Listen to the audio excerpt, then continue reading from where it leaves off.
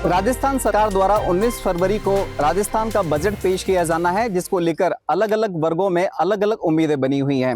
अभी से हम श्री गंगानगर जिले में मौजूद हैं, जो पूरे प्रदेश में एक धान की कटोरी के रूप में अपनी पहचान रखता है। और यहाँ के अन्नदाता यानी कि किसान राजस्थान सरकार से क्या उम्मीदें रख रहे हैं बजट को लेकर, इसी पर आज हम चर्चा करने के लिए कुछ किसान साथियों के बीच में मौजूद हैं। मैं आपको सबसे पहले यहाँ की तस्वीरें दिखाऊं तो ये श्री गंगानगर जिले के वो अन्नदाता हैं जो माँ धरती का पेट फाड़कर लोगों को अन्न उपलब्ध कराते हैं। और यही वजह है कि आज श्री गंगानगर न केवल प्रदेश में बल्कि पूरे देश में धान की कटोरी के रूप में विख्यात है। हम कुछ किसान साथियों से सबसे पहले बात करते हैं और जानने का ये प्रयास करते हैं कि राजस्थान सरकार द्वारा 19 फरवरी को जो बजट पेश किया जा रहा है उस पर उनकी क्या राय है। सर नमस्कार, आपका अपना परिचय दें और ये बताएं कि 19 फरवरी को जो बजट आने जा रहा है उसको लेकर आपकी क्या राय है। मैं राम सिंह बिश्नोई, चमारखेड़ा गांव है। मैं जैविक खेती करता हूं। अपना 1 मरबा जमीन अंधेरी बिरानी मिलाकर मैं पूरे जमीन में जैविक खेती करता हूं। मेरी अपने राजस्थान सरकार से ये निवेदन है कि जो अपने जैविक उत्पाद है उसका जिला स्तर पर कम से कम प्रमाणीकरण अवश्य हो, ताकि हमें उचित मूल्य मिल सके। और जो सम्मान निधि है उसको 6,000 से बढ़ा के कम से कम 12,000 रुपए किया जाए, क्योंकि महंगाई हमेशा बढ़ती रहती है, तो महंगाई के हिसाब से सम्मान निधि भी बढ़ानी चाहिए। दूसरा, जो कृषि आदान सामग्री है, जो औजार हैं, उनके ऊपर जो सब्सिडी अनुदान दे रही है वो अनुदान किसान को उसका लाभ नहीं मिल रहा है, उसका लाभ निर्माणकर्ता को मिलता है। और तीसरी बात, जो जीएसटी लगती है किसान को जो औजार है उस पर जीएसटी लगती है, वो जीएसटी समाप्त होनी चाहिए। और जो ये दूध और घी का उत्पादन है, अपने जैविक किसान है, प्राकृतिक खेती जो करता है, वो गौ माता का पालन भी करता है, तो उसके देसी जो दूध और देसी घी है उसका सर्टिफिकेशन अगर जिला स्तर पर हो जाए तो उसको इसका ये लाभ मिलेगा कि उसको उचित दाम मिल सकेगा। और जो डीएपी व यूरिया, जो प्राकृतिक किसान है वो अपने खेत में डीएपी या यूरिया नहीं डालती है, केंद्र सरकार बोलती है हमें लाखों रुपए की डीएपी व यूरिया आयात करनी पड़ती है, तो केंद्र सरकार के बिल में जो बचत होती है प्राकृतिक या जैविक खेती करने वाले किसान के द्वारा, वो बचत उसको उस किसान के खाते में डायरेक्ट बेनिफिट ऑफ ट्रांसफर के माध्यम से डालनी चाहिए। बिल्कुल, देखिए आपने काफी अच्छे सुझाव रखे हैं राजस्थान सरकार के समक्ष किसानों के लिए। हम एक और किसान साथी मौजूद हैं। सर, आप क्या उम्मीद रखते हैं राजस्थान सरकार के बजट से? हमारे भारतीय किसान संघ को बुलाया गया था बजट से पूर्व जी। उसमें हमारे भारतीय किसान संघ द्वारा ये किसान हित में प्रस्ताव दिए गए। सबसे बहुत से मुद्दे हैं, पर गंगानगर में मुख्य मुद्दा जो है पानी का है। पानी के लिए किसान को अगर पूरा उपलब्ध होता है तो दे दिए। उसके लिए बहुत सालों से बात चल रही है फिरोजपुर फीडर की, जो फीड करता है पानी उसमें हमारे राजस्थान के गंग केनाल को, उसका निर्माण की बात हो रही है। उसके निर्माण के लिए हमने प्रस्ताव दिया अभी बजट, उसके लिए पूरा बजट मिलना चाहिए और उससे केंद्र हस्तक्षेप से करके केंद्र से उसका मंजूरी सैंक्शन करवानी चाहिए। वाकई राजस्थान के फीडर के पुनर्निर्माण की मांग काफी पुरानी है। श्री गंगानगर जिले के किसान पिछले काफी सालों से इसको लेकर संघर्ष कर रहे हैं, लेकिन अभी तक कोई खास उन्हें उपलब्ध नहीं हो पाया है। सर, आप क्या उम्मीद रखते हैं राजस्थान सरकार के इस बजट से? मैं प्रितपाल सिंह, गांव बुदरवाड़ी, और मैं सरकार से अपेक्षा रखता हूं कि जो सब्सिडी दी जा रही है, जैसे एग्रीकल्चर के अंदर पॉली हाउस की बात कर लें या डिग्गी निर्माण की बात कर लें, जल संरक्षण, जो भी सब्सिडियां हैं, इनके अंदर क्या है कि ज्यादा रेट का फ्लक्चुएशन है और किसान के ऊपर ज्यादा बोझ पड़ रहा है। ये ज्यादा से ज्यादा की जाए और किसान अपने स्तर पर बना सके, ऐसा भी कुछ होना चाहिए। ये कंपनियों का जो रेट है वो इतना अधिक है कि किसान बनवाने में असमर्थ है। 20-20 लाख रुपए पॉली हाउस के लिए कहते हैं, तो जो किसान के लिए असमर्थता है और किसान उसमें कामयाब। दूसरा, बीज है, बीज अच्छी क्वालिटी का नहीं मिलता, बीज का कोई प्रमाणीकरण नहीं है, बीज जो मिलता है इतना महंगा मिलता है और बाद में कहते हैं ये आपकी फसल पानी का रह गया या धूप छांव का, और कह के वो किसान के ऊपर ही सारा भंडाफोड़ कर देते हैं, जिससे किसान डे बाई डे अपना ऊपर उठने के बजाय वो नीचे दबता, कर्ज के नीचे दबता ही चला जा रहा है, और यही एक किसान की सबसे बड़ी समस्या है। हाँ बिल्कुल, देखिए एक तरफ सरकार की मंशा है कि किसानों की आय दोगुनी तीन गुनी की जाए, लेकिन वहीं जब किसान खाद और बीज लेने जाता है तो उसको न केवल महंगे दामों पर खाद बीज खरीदना पड़ता है, बल्कि कई बार उन खाद बीजों की प्रामाणिकता को लेकर भी किसान संशय में रहता है। हमारे साथ एक और किसान साथी मौजूद हैं। औलख साहब, आपकी क्या उम्मीद है राजस्थान सरकार के बजट से? एक किसान जो प्रीमियम में आ रहा है सहकार का, वो सरकार दे, और बीमा का जो, और इसमें जो किसान का ही प्रतिनिधित्व हो, किसान अपने गांव लेवल पे जो बीमे का जो डिस्ट्रीब्यूशन है वो सही हो, ये बहुत बड़ी समस्या है। तो हम ये चाह रहे हैं कि प्रीमियम सरकार दे, सहकार बीमा योजना अच्छी है, इसका प्रीमियम भी सरकार दे, और संगठनात्मक रूप से जो किसानों का ही वहाँ पे उनका प्रतिनिधित्व हो, जिससे सही लोगों को जो बीमा है क्लेम मिल सके। औलख साहब, अक्सर हमने देखा है कि गंगानगर जिले के किसान फसल बीमा खराबे के क्लेम को लेकर अक्सर संघर्ष करते रहते हैं। इस मुद्दे पर भी क्या सरकार से कोई उम्मीद रखते हैं आप? बिल्कुल पूरी उम्मीद है, पर अगर ये इस एग्रीकल्चर और इसमें पारदर्शिता नहीं आएगी तो इसमें क्लेम सही हाथों में जाता, वापस चला जाता है। जी।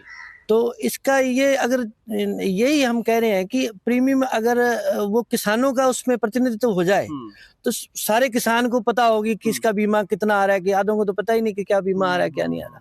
तो सबको पता इतना बीमा आया है, क्लेम आया है, इस इसका ये हकदार आदमी है, तो आपस में उनको पता होगा तो सही जगह जाएगा, नहीं तो वापस चला जाता है। बिल्कुल, देखिए राजस्थान सरकार के आने वाले इस बजट को लेकर किसान काफी आशान्वित हैं और उम्मीद कर रहे हैं कि किसानों का न केवल प्रतिनिधित्व बढ़े बल्कि उनको मिलने वाली रियायतों का दायरा भी बढ़ाया जाए। हमारे साथ आप भी मौजूद हैं कालसेनिया साहब, आपकी क्या उम्मीद है बजट को लेकर? नमस्कार सर। हमने एक पंचायत स्तर पर, ग्राम पंचायत स्तर के ऊपर कृषि क्लिनिक खोलने का भी हमने अभी प्रपोजल दिया है बजट के अंदर। उसमें क्या होगा कि अभी तो डिस्ट्रिक्ट लेवल पे जो ये चीज हो रही है, मिट्टी की पानी की जांच जो हो रही है वो डिस्ट्रिक्ट लेवल पे हो रही है। अभी हम लोग सोच रहे हैं भी हमने ये प्रपोजल दिया भी पंचायत स्तर पर हो, क्योंकि आज डिस्ट्रिक्ट बहुत बड़ा है, 200, 250, 300 किलोमीटर से हर कोई किसान आ नहीं सकता। तो हम कह रहे हैं भी अगर उसके अंदर पंचायत स्तर पर ये क्लिनिक खोले जाएं तो उससे क्या है कि इजीली मिट्टी का, पानी का पूरा वहाँ पे प्रशिक्षण हो सके, मित्र कीट कौन से होते हैं, शत्रु कौन से होते हैं, उनका प्रशिक्षण वहाँ पे हो जाए तो किसान को बहुत ज्यादा बेनिफिट होगा। साथ ही साथ एक नई मांग निकलकर सामने आई है कि जिस तरह से फसलों का समर्थन मूल्य तय होता है, ऐसे ही पशुपालकों का जो दुग्ध का उत्पादन होता है उस दूध का भी एक मिनिमम सपोर्टिंग प्राइस राजस्थान सरकार के द्वारा तय किया जाए, ताकि पशुपालकों को भी एक निश्चित आमदनी का स्रोत तय किया जा सके। आप क्या उम्मीद रखते हैं सर बजट से? हम भी यही रखते हैं भी हमारे यहाँ गाजर की खेती खूब होती है, तो गाजर की मंडी के लिए हमने अब प्रस्ताव भेजे थे, वो मंजूर होनी चाहिए। हमारा किन्नू भी औने पौने बाम जहाँ बिकता है, जहाँ से ट्रेन जाए पूरे इंडिया में, तो हमारे को भी सही रेट मिल सके और आगे भी उनको भी सही मिले दाम। नहीं लगता कि गाजर मंडी के साथ साथ कुछ फूड प्रोसेसिंग इंडस्ट्रीज भी यहाँ लगनी चाहिए, ताकि गाजर और किन्नू जैसे जो हमारे यहाँ प्रचुर मात्रा में पैदा होता है उसके एक प्रोसेसिंग प्लांट भी होना चाहिए? बिल्कुल सही, वो होंगे तो हमारे को सही रेट मिल सके। प्रोसेसिंग प्लांट हो किन्नू का, और गाजर का भी कोई ज्यादा जूस वाला फैक्ट्री वगैरह लगे। अचार भी डलता है इसका गाजर का। हाँ जी। देखिए, ये श्री गंगानगर जिले के वो अन्नदाता थे जिन्होंने राजस्थान सरकार के बजट को लेकर अपनी राय रखी है, और अलग अलग किसान के तबकों से हमें राय निकलकर सामने आई है। लेकिन जो सबसे प्रमुख मुद्दा था वो था फिरोजपुर फीडर के पुनर्निर्माण को लेकर, क्योंकि बिना पानी के न तो खेती की जा सकती है, न ही धरती फाड़कर अन्न पैदा किया जा सकता है। और फिरोजपुर फीडर के पुनर्निर्माण के साथ साथ जिस तरह से मृदा परीक्षण प्रयोगशाला है उसको पंचायत स्तर पर लागू की जानी चाहिए, किसानों को दी जाने वाली रियायत न केवल बढ़ाई जानी चाहिए बल्कि डायरेक्ट किसानों के खाते में ही ट्रांसफर की जानी चाहिए, बनस्पत किसी एजेंसी के या किसी कंपनी के खातों में। हमारे साथ कुछ और किसान साथी मौजूद हैं, कुछ कहना चाह रहे हैं। आप कहना चाह रहे हैं सर? क्या कहना चाह रहे हैं सर? जो ये वैसा पाकिस्तान जो पानी जा रहा है, बोलते हैं नहरों का पानी पाकिस्तान में जाता है, इसमें क्या मतलब, क्या वास्तव में जा रहा है, कारण क्या है, जा रहा है क्या है? और फिर बोलते हैं रंजीत सागर जो डैम है उसमें दरार आई हुई है, तो क्या अगर मान लो पूरे तीनों डैमों की सिल्ट निकलनी चाहिए, उनकी सफाई होनी चाहिए तीनों डैमों की, और उसमें पूरे पानी का ऑडिट होना चाहिए। और जो नहरों से पानी जो चोरी होता है, या जो पंजाब हमें पानी मतलब जब उसको जरूरत होती है वो पानी रोक देता है, चाहे राजस्थान की फसलें बर्बाद हो रही है, उसका भी उच्च स्तर पर पंजाब के साथ बैठ के समाधान होना चाहिए कि कब पानी पंजाब को अपनी नहरों का मरम्मत करवानी है, और ताकि राजस्थान का फसल बर्बाद होने से बचे। बिल्कुल जरूरी भी है कि राजस्थान सरकार अपने पड़ोसी राज्य पंजाब हो या फिर हरियाणा हो, उनकी सरकारों से मिल बैठकर कोऑर्डिनेट कर राजस्थान के जो किसान हैं उनके हक का पानी उन्हें समय पर उपलब्ध कराए। आप क्या कहना चाह रहे हैं सर? करंट सिचुएशन तो पानी चोरी की है जी, जिसमें जो यहाँ की कमेटी है या यहाँ के जो नुमाइंदे हैं वो जल वितरण कमेटी जो पूर्ण रूप से इससे ही वितरण नहीं कर पा रही। किसी की तो 4 बारी लगी, किसी की 2 बारी लगी है, तो अभी बहुत बड़ा संकट आने वाला है। आप एक मुरब्बे में 4 बीघा 3 बीघा पानी आ रहा है, 4 मुरब्बे वाला जो है उसके भी 12 बीघे पानी पिलाया जाएगा, वो तो कैसे खेती कर पाएगा? तो होगा ही कुछ नहीं, तो कुछ भी लगाओ चाहे।